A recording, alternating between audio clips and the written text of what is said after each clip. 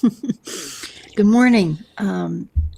This is Omer, the 33rd day of the counting of the Omer, and it's an important day in the counting. A lot of things happened. A great plague ended. Um, we celebrate Shimon Bar Yochai. It's his yahrzeit. But also, there's this understanding that Rabbi Akiva's students died because of the lack of Ahavat Yisrael, the lack of. They didn't respect They each didn't other. respect each other. There was no respect, and Rav Kook Also, is Rav Kook is so he was so planning for, anticipating a beautiful nation that would be born, and his whole all of his teachings are about this growing this inner light, right? Growing the inner light, and what's the source of the inner light? Love. The source of the inner light, this holiness, is the love that people have for each other in spite of their differences. And we see this in the story of this day, that the terrible things happened. The death of the students happened because there was this lack of, as you said, respect and unity. This lack of unity within the people of Israel. I was influenced to write a different kind of piece when I researched the story a little bit and went to the sources. And in one version, he had Rabbi Akiva had 24,000 students. In another version, he had 12,000 students because the word pairs is not mentioned between the Gemara and the Midrash. Oh, right. And then in another story, he had 5 students. Oh, wow. Rabbi Akiva had 5 students because they had destroyed the peace, and Rabbi Akiva had to go south and connect with his 5 students. And here's the interesting part of the story to me that popped for me this time. There were 2 students that were vying they wanted to be number 1. They wanted to be ordained number 1 by their teacher, Rabbi Akiva. Rabbi Meir and Bar Yochai. Oh, wow. And Rabbi Meir was ordained 1. And so Rabbi Akiva says to Bar Yochai, it's enough. It's enough for you that your teacher and God know your excellence. And, he checked him. He said, check your humility. It should be enough for you. It should be enough for you.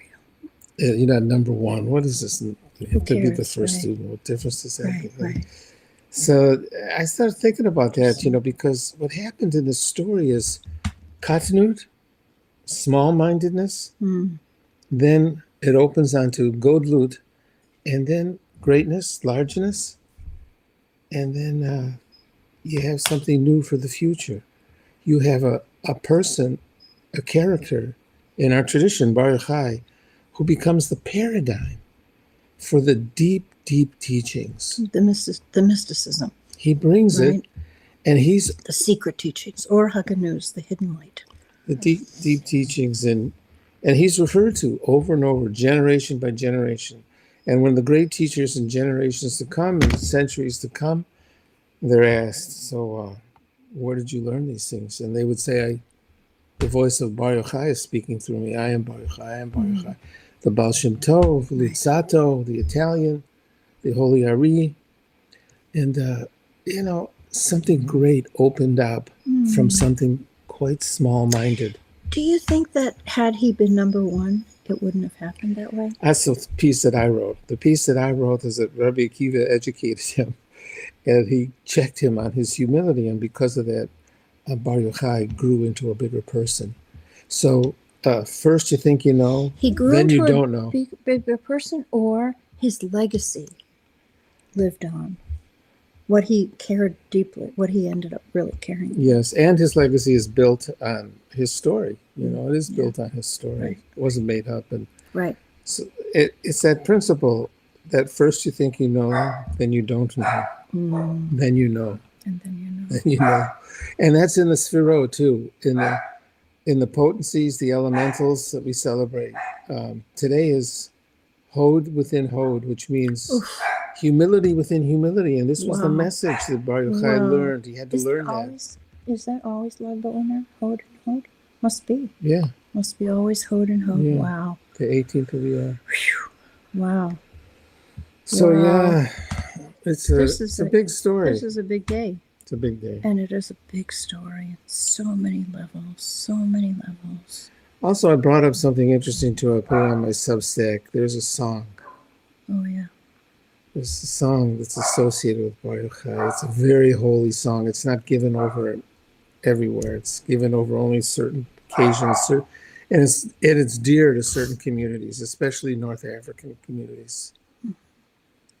And it's a story. The poem was written by Ibn Lavi. We hardly know anything about Ibn Lavi, but he passed in the 15th century, 16th century. He passed down this song, this Piyut, liturgical poem that he wrote about Bar Yochai. You know, his name is as an acrostic in the Piyut, and there's 10 verses to it. Each verse corresponds to one of the sphirot, one of the elementals.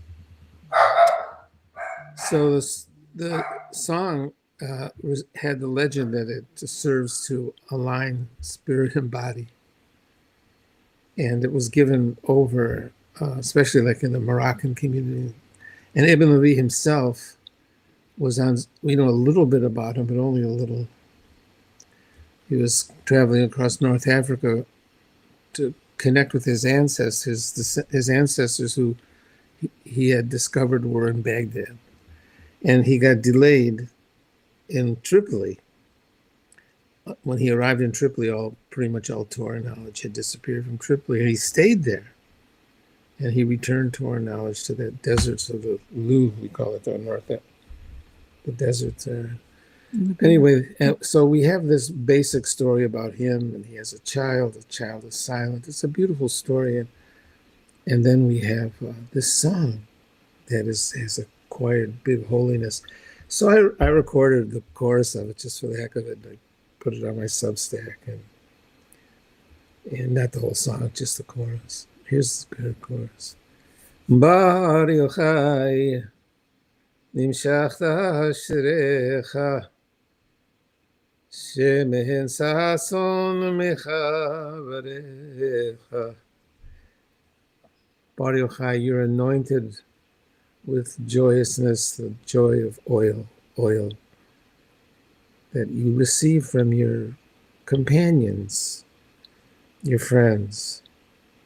Referring to the Chevraya, they're called, who were Bar Yochai's friends, who are the protagonists of the Zohar, the classic text of Jewish mysticism. And they appear a lot in the stories of the Zohar, Bar Yochai and his 10 friends. And they pass wisdom. They tell stories to each other, these amazing stories, wisdom stories. And it's another reason why he becomes so prominent, is because he had a community, not just himself, but he was part of a community of deep teaching. And they conversed, they dialogued with each other. And we have somewhat of a record of that. And that too elevated him in our tradition. He not only had the personal advantages, but he also had the advantages of a chevra, of a community, of his friends, his holy friends. So it's a wonderful day to celebrate Bar Yochai, even though it's his yahrzeit. But it's celebrated with joyousness, especially his burial place in Meron, where you dug there. Yeah, my very first dig in the north was, actually, it was my first dig, was Kirbet Shema, the burial place of Shimon Bar Yochai. Yeah. And we were digging that season. I'm trying to remember, 1973, maybe 2 or 3. That's before I met you. Yeah, it's before we met. And we were digging, and on the side of the hill, underneath where the tomb was, and we thought we were digging more tombs, and we wanted to know more about the history and who what the history of the place. Oh, the yeshiva bachers were so upset with us. They kept protesting and sabotaging our water, and it was really very difficult. We had permission by the government to dig there. So I was digging in this particular side of the mountain, what we thought was a tomb, and it ended up being a mikveh. It was the oldest mikveh, 2,000 years old, in northern Israel that had been, excavated. And when we realized it was a mikveh, of course, all the cameras came and the news outlets came, and I was on the news. I was the first woman in the mikveh in 2,000 years, is what they said. And we actually celebrated with the people from the yeshiva because they were so excited, really, to have this piece of history, affirming history. And then in the second time that I dug there was... that was in 77. Well, that was...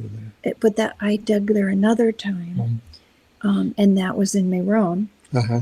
And in that season, we uncovered a Passover room. It was a room that came from probably the 2nd century, and there had been a fire. So the room was perfectly preserved. And the exciting thing about it was that there was rice. There were grains in the Passover room that were later forbidden, but then allowed again. And were always allowed in the Sephardic tradition. And beautiful, pure glass plates with no patina to show how perfect they were, And that was also an exciting find in Meron. And of course, to this day, Israelis, Jews go to Mount Meron.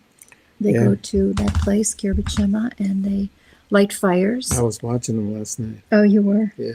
And also, it's a tradition that children, 3-year-old little boys, get their hair cut at that time as well. They sing the holy song. And they sing that holy song. So there's a connection, between these ancient stories, between the Or HaGanuz, this hidden light, and Jews today. And so with Rav Kook's promise that if we could get this together, if we could restore Ahvat Yisrael, the unity of the Jewish people, regardless of our differences, then maybe we would see that hidden light shine again.